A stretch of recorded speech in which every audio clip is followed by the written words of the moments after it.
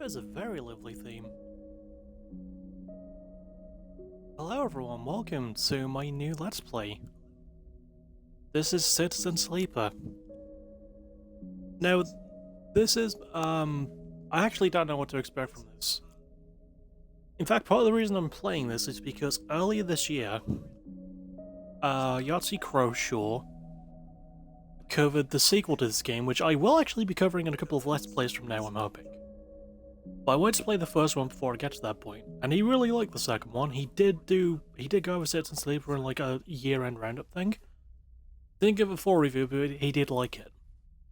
To my knowledge about this game, all I know is that it's a text-based RPG, which means I'll have to do a lot of reading, for which I can't apologize enough. And you play as an automaton who's trying to search for meaning in their life. So, it might get sad, I'm not sure. Oh. Citizen Sleeper 2 announced. I know I have it on the Game Pass. Well, I don't need to change language because I only speak one. Oh! This one. Okay, I did watch a bit of a Let's Play to see what this bit was like, so I know what I'm getting into. So I sort of know a bit about the classes, but not everything. I know there's only three. We have Machinist, which repairs and modifies automated systems used in industrial resource extraction. Sleepers assigned to this work are usually diligent, careful, and structured people. It gives you extra for Engineer, which helps you work in machines and physical tools. The stats are Interface, which help you work with digital interfaces. Endure, which help you use Strength or Strength of Will. Intuit, which I think is supposed to be short for intuition, approach problems with awareness, and engagement, or engage, which is to approach a problem head on. Sorry, my dog barked very loudly just now.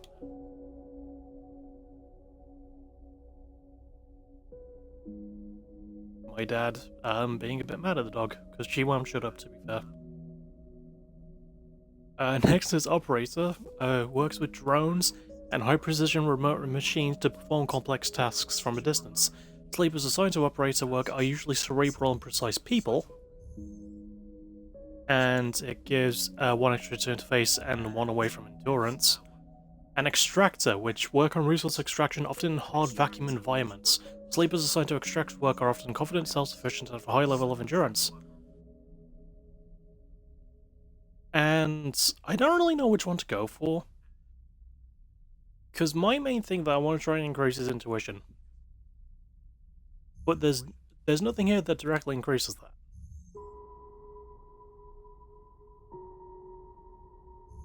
I think, judging on like descriptions of the classes, I'm gonna go with Operator. Also, yeah, the designs and art are really good. Ooh. I like the loading screen as well, because like it fits in with the titling at the start. Also, I think this is dice-based, maybe. Because I know there's rolls involved, and that would explain the 1, 2, 3, 4, 5, 6 you saw at the title screen. Anyway, the first thing you become aware of on waking is the disconnect, the delay between thinking and feeling, between wanting to act and acting. Minor, almost imperceptible, but always present. Where are you? Unknown. I have items and data. Cryptocurrency? Boo! Stored in air-walled sticks of memory known as chits. Like the guy from the skits?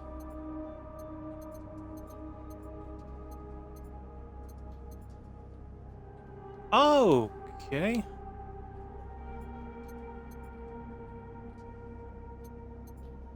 I'm pressing up on the thing to bring up data, but I think, right.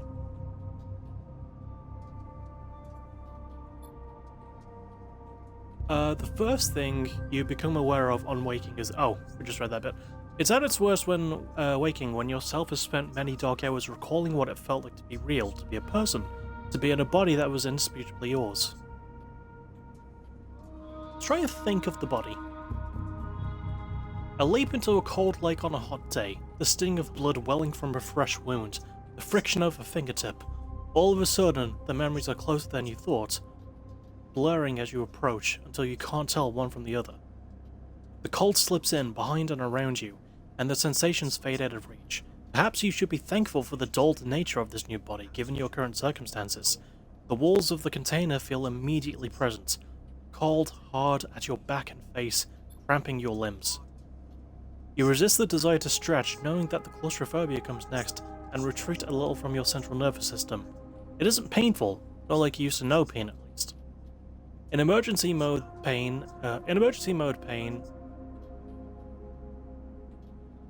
Oh, okay, I get it. In emergency mode, pain is a message with efficiency and ease, a reminder that harm is imminent. There really should be a comma there. There is no insistent throb, no trembling nerves, just a warning delivered with the banal quality of a digital notification. Right now, there are thousands of them.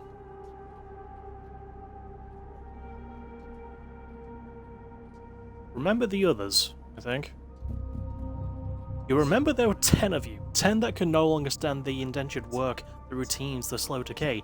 10 whose belief in their promised future was slowly dismantled day by day until they realized they had sold away everything that could and would ever matter. 10 that would escape, or at least die trying. Some were lost in the shaft, others never found the meeting point. Only a few made it to the containers, but the freighter, as far as you know, left.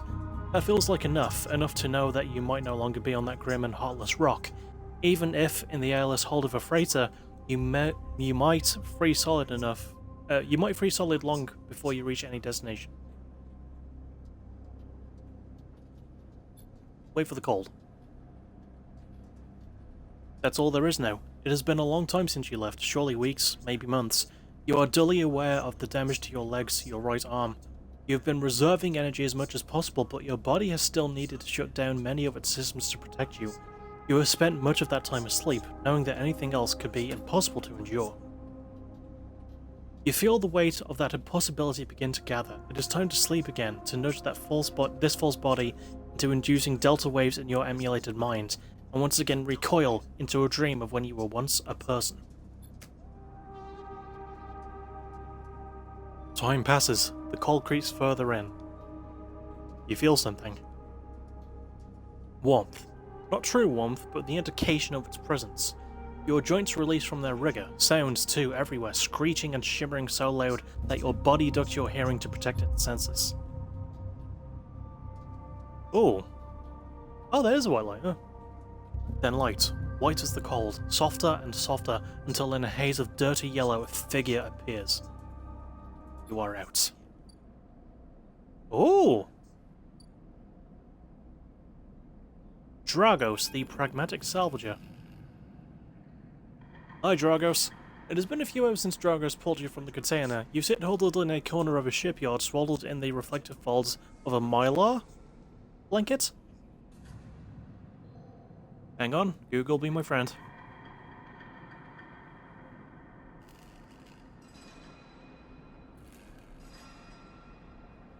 It refers to a polyester film or plastic sheet.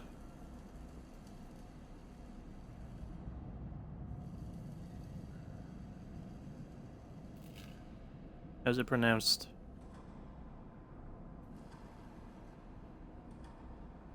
Mylar. Alright, fair enough. Anyway, you are slowly coming back to consciousness, back to life, and you stare at the ornately curving element of an improvised heater. You are surrounded by angular, incoherent lumps of ships, some corroded beyond recognition, others still carrying glassy wounds along their edges where a plasma arc sliced them apart. As you trace their shapes with fogged eyes, you hear a voice. So, Sleeper, you all thawed yet? Well, it hurts. Almost. Never seen one of you come in like this. New frames must have better perseverance in Sub-Zero vac. Seen more than a few of you frozen solid to whole plates or inside out locked in my time. They weren't so lucky. Dragos comes into focus, shrouded in makeshift tech, his headset with its glinting eyes the mark of a drone operator. On his shoulder, one of his symbiotically linked drones perches, its iris-singer eye locking you with an unflinching stare. It looks a bit like a spider. Last living sleeper that came through this yard was a while ago. They didn't last long. You struggle to read his expression beneath the tech, but he seems lost in memory for a moment. Or perhaps he is just figuring out what to do with you.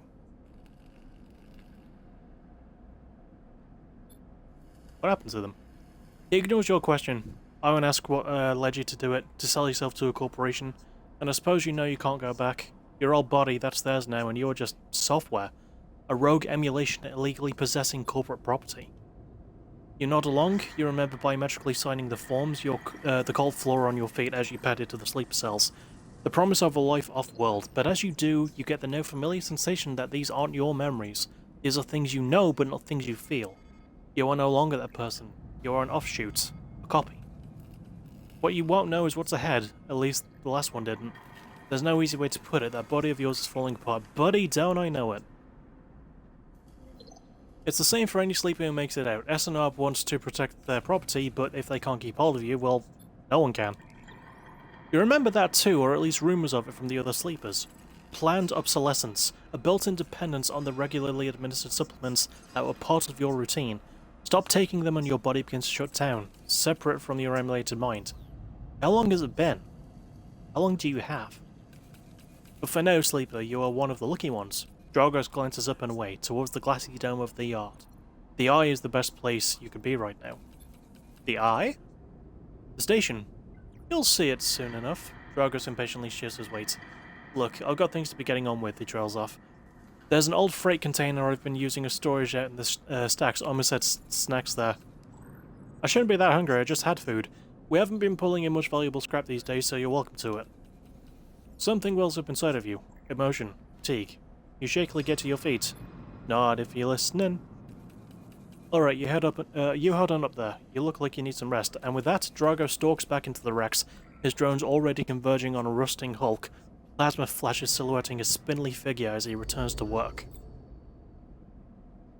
Tutorial Introduction. Welcome to Erlin's Eye. Life on the Eye runs in cycles, during which you can talk to characters, explore areas of the station, and perform actions.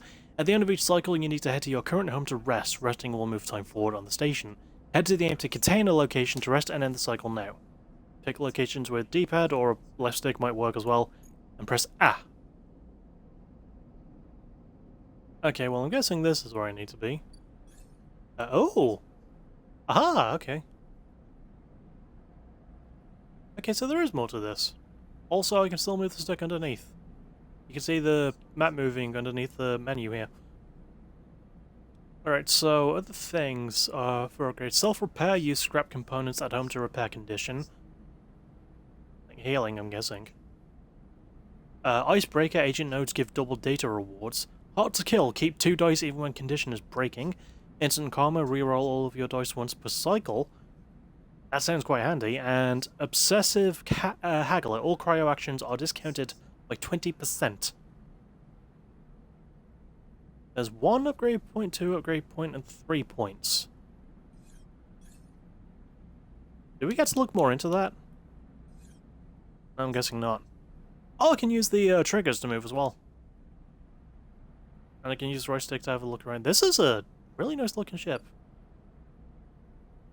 Oh, I like that detail. There's like someone working on something. You can see screens flashing. And this must be like the, I think we're on a satellite.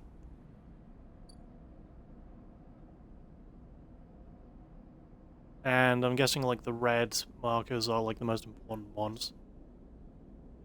See little ships on the side here? It's basically a long corridor, and that looks like a city at the end. I think a lot of like little drones, maybe? I think that's what they are. Also, I'm assuming this is going to be like part of a bigger map. But let's go home. End cycle, all cycles need to end, rest and prepare for the next one. Alright. Off to sleep I go. Me. You wake, curled up in the corner of the container, and begin slowly assembling the world around you. Or steel walls. You wake, curled up in the I did the same thing. I didn't mean to. After all this time, you still find this body, the one you wake in now, strange and disjointed. Its message is readable, but somehow wrong. You sit up, pulling the Myla blanket, I learned to say that earlier, Myla blanket, close against the cold. Here you are, on this ruined station, millions of miles from anyone you know. Are you still in the system? Did any of the others make it out? It's impossible to know. After all this, what matters? I mean, ultimately, like, from what I know, the games are about this. They're about trying to, like, look back at what you've done. So... yeah, also, I would consider this. Maybe you did get lucky finding yourself here. Maybe here on the edge of everything, there's a life for you to build. But before you can build anything, you'll need to learn to survive. Maybe if you can do that, you can make a life for yourself. Dragos has left a few comforts in the container: the Myla blanket, the bedroll you slept on, a canister of water, a makeshift electric stove, and some faded sachets of some desiccated powder. You thumb the power stud of the stove and begin to boil the water. The contents of the sachets smell like damp wood, and you sprinkle them into the liquid. Does this game know that I make ramen noodles regularly for food? Because that's basically the same thing. I don't use the stove though, I use the microwave. As the pungent smell washes over you, images from your restless sleep come back to you. I almost said come back to bite you for some reason. A ring like the station, but skeletal and ghostly. A web of threads pulling at your skin. A constellation of bright polygonal shapes, like angular suns, burning into your mind.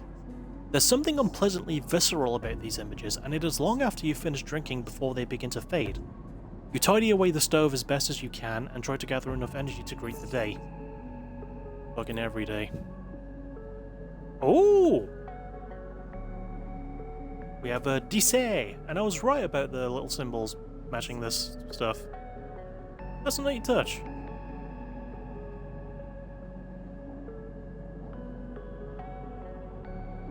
Anyway, one condition. Your condition represents the current state of your artificial body. It depletes by one segment each cycle, but can also be damaged by violence, injury, or lack of food. If your condition bar empties, you will suffer a breakdown. I've had enough of those for a lifetime. You'll have to figure out how to recover your condition now that you no longer have access to corporate pharmaceuticals that were keeping you alive. I like that it gives lore reasons why. That's really clever writing. 2 action dice. At the start of each cycle, you roll your action dice. These can be used to perform actions on the station. The number of dice rolled is based on your current condition. The worse your condition, the fewer dice you have. Thank you for using fewer correctly. I hate it when people use less instead. Once you have used your dice, you cannot take any further actions and must rest to recover them, ending the current cycle. And 3, energy. You also need to eat to survive. I'm a robot. Do I have stomachs? Why did I say stomach plural? Anyway, you can refill your energy bar by eating... Can I eat energy bars? If they are a thing. But first you'll have to find somewhere to get food. Your energy depletes by 2 segments each cycle. If it becomes empty, you'll be starving. When starving, energy loss becomes condition loss, and your condition will also deplete at a double rate per cycle. That don't sound good. Right. Leave. Dragos is standing in the corridor when you close up the container. He's still wearing his headset, and in the harsh light of the corridor you realise it's implanted. A drone sits on his shoulder, which we noticed before. Its cache of sensor is rapidly irising. How are you feeling? Honestly, not great. The drone chirps. Dragos nods. You notice that beneath the operator's rig his skin is marked by burns and blotches. Oh no, it is. Oh, I didn't even notice that on the art before. I know the container isn't much, but it'll keep you safe. He pauses. So I'm not going to chit-chat for too long. You well enough to work? Work? Job? What kind of Pokemon is that? Look, I'll be honest with you, Sleeper. I didn't pull you out of that container out of the goodness of my heart. He looks away. At the yard, it's simple stuff. We hack these old hulls down, sell them off to the shipyards or the bright market dealers for cryo. Occasionally we pull out some tech, something with a bit more value, but most of what comes in is scrap. It's hard to find good hands here, but I figure as a sleeper you'll be used to the manual labour, and obviously I'll slip you a few chits of commission based on what you turn up. I mean, I'm guessing chits is money, but I kind of want to open up more dialogue. These! He pulls out a handful of small metal bars. Airwalled cryo, isolated from the market. It's what we use for trade out here. He stuffs them back in a pocket. He shuffles his feet nervously. Look, I wouldn't usually do this. In my opinion, you'd be best suited moving on as quick as you can, and Sleepers, well, he trails off. But things being the way that they are for me at the yard, he pauses, I need the help. Why? Things are a little tight, that's all. I owe a little cryo to a client here or there. He pauses, thinking of something else to add. Look, just come down to the yard when you're feeling fresher, there's plenty to do. Will do. He nods distractedly and turns and walks away, the drone hopping along ahead of him. Actually, that's kind of a cute image, like the little drone just going bip, bip, bip, as Drago swallows it. See you later, he calls back. Looks like it's time to get to work. Apparently so. Aha! Oh, okay, so it's just what I'm looking at that's red. Okay, that's a good indicator. And this has a thing on it. Drugs' yard, it's Gain Scrapyard. Oh, alright. World tutorial. Actions are the primary way you interact with the world of Citizen Sleeper. Title drop. To perform an action, select it with the D-pad or stick and press A, and then choose an action dice to assign. I'm gonna have a look at my cup of tea really quick.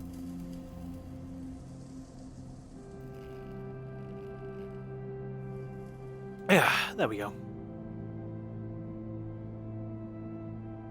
Yeah. Anyway, actions reward you with clock progress, energy, condition, or items depending on their outcome. There are 3 types of outcome. Positive, which is yellow, the action goes better than expected. Neutral, which is white, the action succeeds. And negative, which is red, the action fails. Action dice affect these outcomes as follows. Purely yellow, 100% chance positive. Oh no, it's not just purely yellow, there's a square in the outside. Right, okay. Good eyesight I have. Just yellow, 50 chance of positive and 50% chance of neutral. Half yellow, 25% chance positive, 50% chance neutral, 25% negative. And just white, 50% chance neutral, 50% negative. Also, a repeatable action, hold a dice action, even the rustiest hole can hide valuable components and materials, extracting them means cutting carefully and skillfully. Risky. Right, okay. And manual salvage, it's going to take some time to sort and cut your way through the towers of salvage, but you are no stranger to hard labour. Safe. Right. I'm guessing those are the only 2 then, but there is another part of the tutorial. Oh, okay. It's the things I just read, but thank you. Actions display information about the type, risk level, and the skill and modifiers that apply that action. Sorry, apply to that action. Type, either critical or repeatable. Critical actions can only be performed once. Okay, alright. 2, risk, either safe, risky, or danger. Safe, no loss of condition, energy, or cryo. So this wasn't the stuff I was just reading. I was being arrogant and dumb. So safe means no loss of condition, energy, or cryo. Risky means negative outcome, means cryo or energy loss. Danger means negative outcome and means condition loss. Neutral can mean cryo or energy loss. So that one's not a guarantee then. That's really careful wording. 3, skill. The skill that this action requires, either engineer, interface, endure, intuit, or engage. And modifier, either -1, 0, +1, or +2. This is added to the action dice when slotted and improves its value. Some actions require a +1 to perform. Yeah, oh, okay.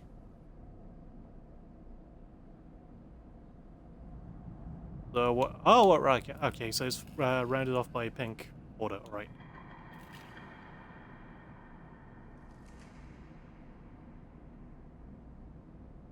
And cycle. Oh, so these are my quests, I'm guessing. A debt called in. Dragos is tied up in something ugly, and if he misses a payment or 2, things could get nasty. And back in business, every salvager knows they are always just one lucky haul away from the next payday.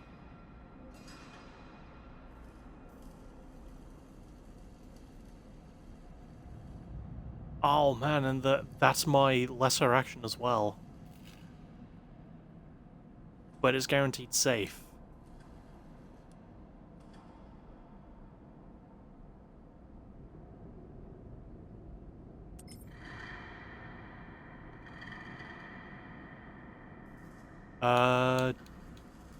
Okay, start action, I guess. Negative outcome. Shit. Actions often progress clocks. Clocks are displayed below the actions that fill them, and they track your actions and how they affect the world. Filling a clock means something good or bad is about to happen. Some clocks, such as the one tracking Dragus' death, are cycle clocks. These tick themselves once each cycle, and can complete without player input. Nice. Any active cycle clocks will be displayed on the icon for location, and that would be the red circle. Got it.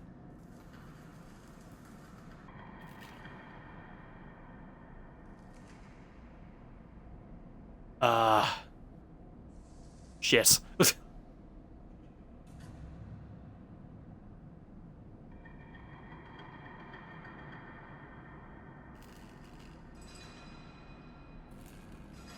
mean, it's repeatable. Can I do it again? Oh yeah, I can. Oh, okay. Oh, so I find a doctor. That just popped up in the corner. In Citizen Sleeper, tutorial drives and navigation. In Citizen Sleeper, you will unlock drives as you discover more about yourself and the world. Drives guide you in pursuing specific objectives, not purchasing specific objects, depending on which path you wish to take. You can track drives, and any tracked drive will place a yellow marker on locations that will help you pursue your goal. Access it with Lever.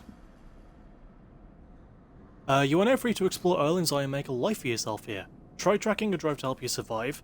Look for food to keep your energy up and a way to recover condition. Fill clocks to progress stories and find new opportunities. Remember to end cycle at your home when you're out of dice. Scroll the station with the left stick or the triggers. Rotate the camera with the right stick. Okay. Find a doctor. You need access to corporate pharmaceuticals, otherwise this escape attempt will come to a rapid end. Oh, that's really fucking important then.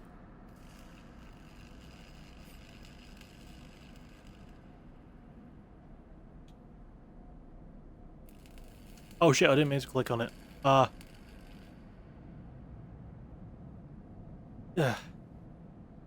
Yeah. Fuck it.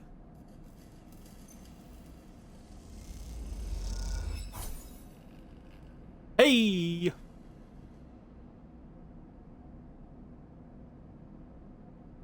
How much time have I wasted? Does it tell me?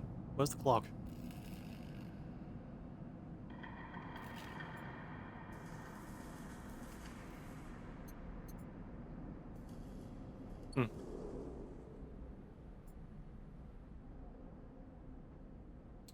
Oh, okay. So it just targets it for me. Good. Hang on, is that where I need to be?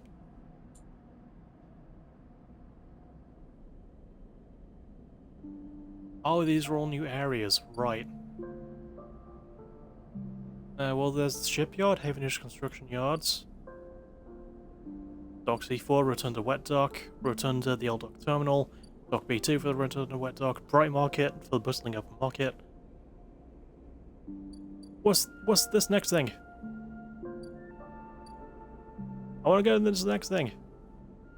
Show me the thing. I'm guessing it like barricades after a certain point. Unless I'm supposed to go more inwards? No. Alright. Well, let's go to the shipyard.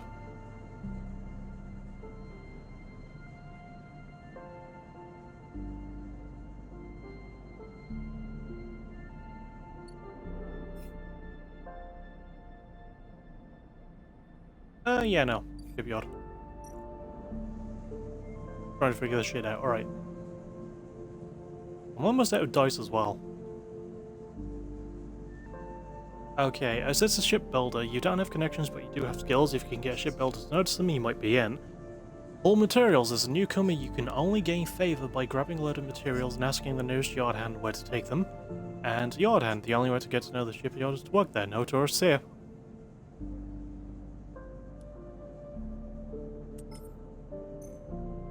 May as well.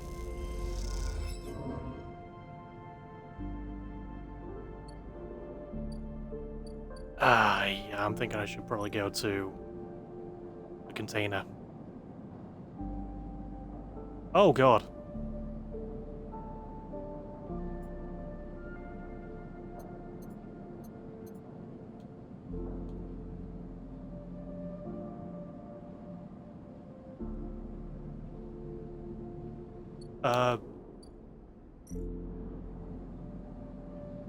Yeah, end cycle.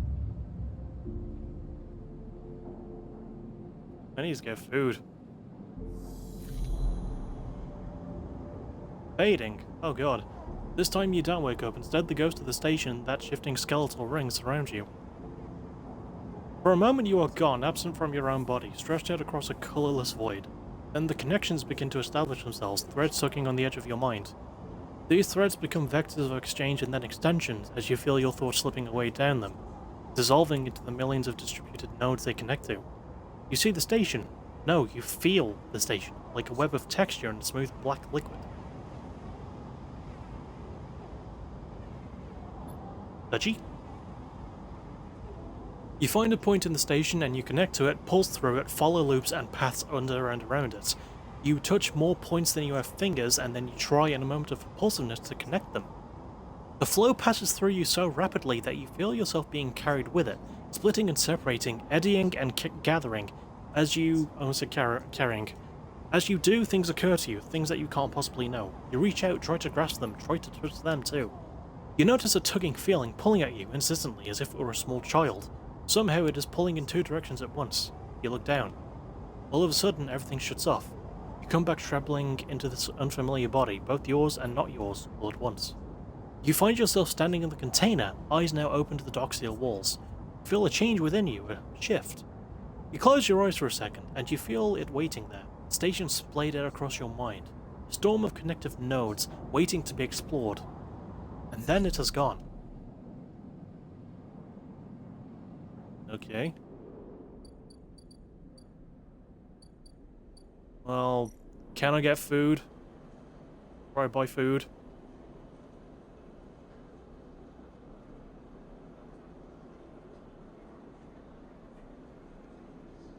I only need to do one of these things. Ask for directions. Why wander when there are hundreds of people that live and work within the Bright Market? All you need is the courage to approach them, which I don't have, and explore the market. The smells, sounds, and buzzing activity of the Bright Market makes it a dizzying place to wander, but an enticing one too. Local knowledge, the Bright Market is the busiest part of the eye's lower rim. You said lower. You can find anything and everything here. I mean, this is the guarantee, so we may as well.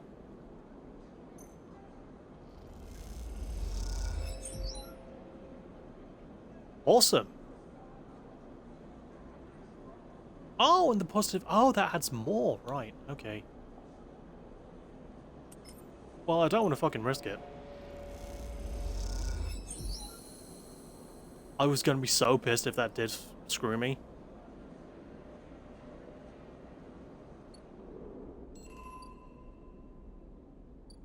Oh! New area unlocked. Okay, play the exchange. The flow of chits and components in the exchange is complex, but a sharp eye and some tight trades can net you a good margin. Sell components. An auto exchange is always hungry for new hardware to buy up, break down, and sell off, if you're happy to supply it. Do I have any? I don't. The only thing I can do is roll, but I don't want to. Where the shivering hell do I get food?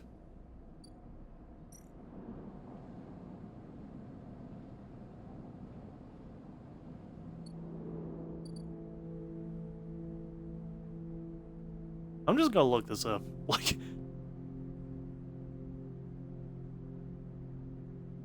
Citizen Sleeper... Where to get food?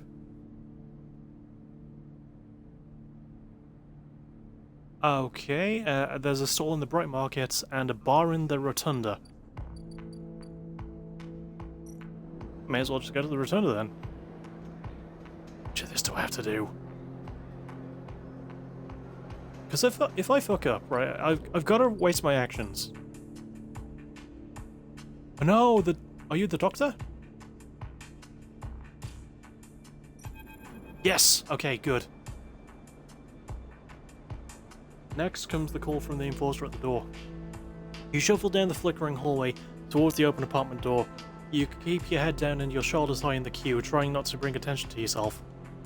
You were thankful for the tip-off that a doctor was operating out of this place, but now that you are here, you aren't so sure. The gang enforcer on the door, the flickering light strips, the decaying hab block, they have all made the long queue a test of your nerve, but your options are few, and without a supply of stabilizer, your body will. You suppress a shiver and shuffle forward to the front of the queue. You try to find something to distract yourself.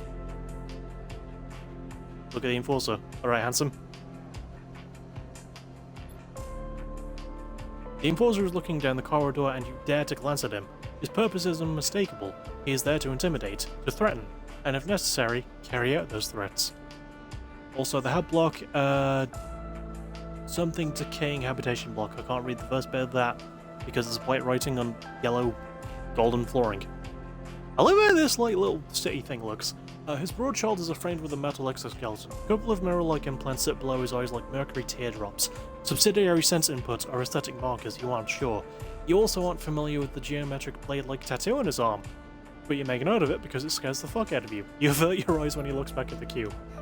After a few moments, a figure pushes through the doorway and you catch a distant voice. "Send the next one in, Toshiro." The enforcer jerks his head and let you slip inside, passing through the dark entryway and pushing through the plastic sheeting on the far door.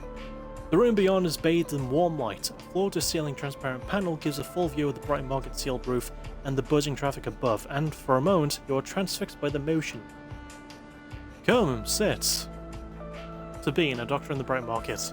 "He's kinda cute," calls a sharp voice, and you see a silhouetted figure turned away, replacing the plastic sheeting over the frame of a simple folding bed. You make your way across the room. The figure turns, and as they do, you see an expression of confusion flash across their features. They open their mouths as if to speak, they blink, and then quickly regain their composure. "Please sit," they gesture to the bed, then turn to an open case of tools on the table. Guessing that they go by they them pronouns? In which case, they are quite cute. You sit. Sabine turns, a compact diagnostic scanner of some kind in their hand. They hold it to their eye. "Remain still, please." Their tone is clipped and businesslike. You stare ahead, still dazed from their expression when you first entered. Fear, recognition, sadness, unmistakably etched across their face. "How long have you been on the station?" they ask, the scanner still to their eye. "I've only been on there for one cycle." But, you know, may as well strike a conversation. They nod. "It's good you came to me." They set the diagnostic scanner on the table. "I'm going to start by assuming you don't know anything." And you would be correct. They take your arm and roll up your sleeve, inspecting your synthetic skin. "Your body is dying." They say it without ceremony, without drama, but not without empathy.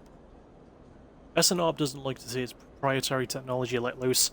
To prevent bodies like yours, frames as they call them, from being stolen, repurposed, or in your case escaping, they built in a process of so-called planned obsolescence. Frames decay rapidly when not regularly injected with stabilizer, and one which SNRP remains the sole producer of. They look up. Sound familiar? Yeah, I was told about this by Dragos. Good, that may help. They swap to your other arm, running some thin metal device over your skin. You feel your forearm tremble. "I'm sorry," Sabine says, and you're unsure if they mean for the cold touch of the metal or everything else. "I hope it's both. Emulations like you, sleepers as most people know you, aren't classified as people in any of the surrogate systems. You have no rights, no status. They focus hard on the inspection of your arm, and SNRP has no reason to release stabilizer into the market. Well, SNRP sounds like arseholes. And someone should shoot like the billionaire CEO of that. Anyway. Sabine looks up as if to apologize again, but they stop themselves. "I know little of this is of use to you." They turn away, disassembling the metal instrument and cleaning it. Silence fills the room as Sabine works, and then the silence gives way to tension. You stare at their back, willing them to say something. Anything. Sabine turns to face you. "I may be able to help," they sigh, and you see the darkness under their eyes, hear the fatigue in their voice. They gesture to the door. "You saw Toshiro outside?" You nod. "He works for my benefactor, Yatagan." Yatagan? Ratagan? The Great Mouse Detective? They are influential in the low end. They give me the space to work, run the door, and take the profits. At the same time, I have to fix up their enforcers, tend to their implants, sew up their wounds. They look away. One of those, Netflix Marvel doctors. That just, like, fixes up superheroes and doesn't stop to question too much where they get the wounds. But Yatagan has connections, smugglers from the Starwood Belt. Mercenaries working for the corporations on Ember. If they can source the stabilizer, maybe you'll have a better chance. Sabine sets down their slate, their notes complete. This is dangerous, and it'll be expensive. But I think we can do it. Why help me? Sabine walks away to the window, their face dappled by the shadows of passing drones. Let's just see if this works first. I'll let you know when I have a lead. You nod and leave, Sabine still staring out, unmoving. When you reach the lower level of the market, you look back up through the panels of the roof to see if you can see their face, but the room looks dark against the light of the market. You duck your head and walk off into the crowd.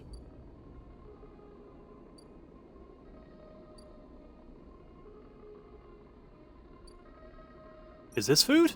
Yay! Hi, Emphis. You look kinda cool, actually. You're hauling a shitload of food, my guy. Something street food vendor. I can't read it well because of the lighting on his trousers. Emphis is busy, his broad face uplit, not uplifted, by the makeshift gas burner in front of him. With precise, delicate movements, he lays thick chunks of marinated fungus into a dented wok, his other hand idly tossing a metal bowl of sliced vegetables in some red flag dressing. The smell is incredible. I mean, the only thing I can smell right now is the, fragrance dispenser, for lack of a better term, that we have. It smells quite nice, though. I don't remember the names of the flavors. Anyway, you watch as he fulfills a set of orders, heaping the fungus with the bright salad and depositing it in plastic trays. A stack of chips rattles in his apron pocket as customers file past the burner, handing over payments. I want to keep watching him. Despite the queue, Emphis doesn't rush. He dresses each portion individually, squeezing precise slugs of liquid from an assortment of bottles into the bowl of torn leaves and bright slices before tossing them loosely together. Occasionally, a waiting customer might mutter something about efficiency, but Emphis remains steady in his process.